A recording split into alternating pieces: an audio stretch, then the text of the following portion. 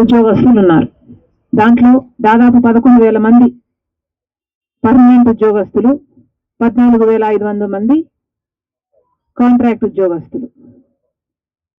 వాళ్ళల్లో పోయిన సెప్టెంబర్లో 5,000 మందిని దాదాపుగా కారణం లేకుండా రాత్రికి రాత్రే తొలగించడం జరిగితే కాంగ్రెస్ పార్టీ తరఫున నేనే ఇక్కడికి వచ్చి వీళ్ళని మళ్ళీ రీఇన్స్టేట్ చేసుకోకపోతే నిరాహార దీక్ష చేస్తామని బెదిరిస్తే వాళ్ళని వెంటనే రీఇన్స్టేట్ చేసుకోవడం జరిగింది.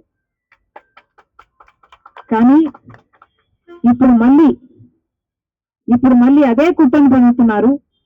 మళ్ళీ విశాఖ స్టీల్ని నిర్వీర్యం చేయడానికి ఇక్కడ నిరుద్యోగులను తొలగించే కుట్ర జరుగుతుంది. ఎందుకంటే బీజేపీ పార్టీ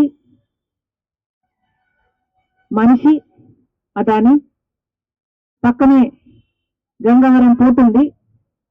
దాన్ని జగన్మోహన్ రెడ్డి గారు రాజశేఖర రెడ్డి గారి కొడుకై ఉండి కూడా రాజశేఖర రెడ్డి గారు గంగవరం పోర్టు ప్రభుత్వం చేతిలోకి మళ్ళీ 30 సంవత్సరాలకి రావాలి అనే ఉద్దేశంలో రాజశేఖర రెడ్డి గారు పని చేసినా కూడా జగన్మోహన్ రెడ్డి గారు ప్రభుత్వానికి ఉన్న 10% కాస్త కేవలం 600 కోట్ల రూపాయలకు అదానికి ఇచ్చేయడం జరిగింది.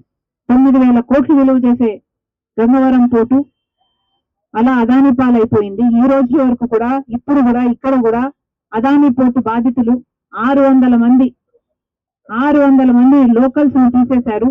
వాళ్ళకు కావాల్సిన వాళ్ళని పెట్టుకున్నారు. మాకు అన్యాయం జరిగింది, జట్టి కట్టిస్తామన్నారు, కాంపెన్సేషన్ ఇస్తామన్నారు అని ఇప్పటి వరకు ఇక్కడ చెప్పిపోయిన వాళ్ళు కూడా ఉన్నారు. అదే అదానికి గంగవరం పోర్టుతో పాటు ఈ ప్లాంట్కు సంబంధించి నా భూములు అడ్జసెంట్ గా ఉంటాయి కాబట్టి ఈ ప్లాంట్ ని మొత్తానికే నిర్వీర్యం చేసి ఈ ప్లాంట్ ని కూడా అదాని లాంటి వాళ్ళ చేతుల్లో పెట్టాలన్నదే బీజేపీ ప్రభుత్వం అజెండా. ఇంత భయంకరమైన కుట్ర జరుగుతుంది కాబట్టే ఈ ఎంప్లాయీస్ ని తొలగించుకుంటూ పోతే వీళ్ళ ప్రెషర్ తగ్గితే ఏదో ఒక రోజు అదాని లాంటి వాళ్ళకి అమ్మేయొచ్చు దీన్ని అన్నది BJP agenda. Please subscribe Citizen Voice and like and share please.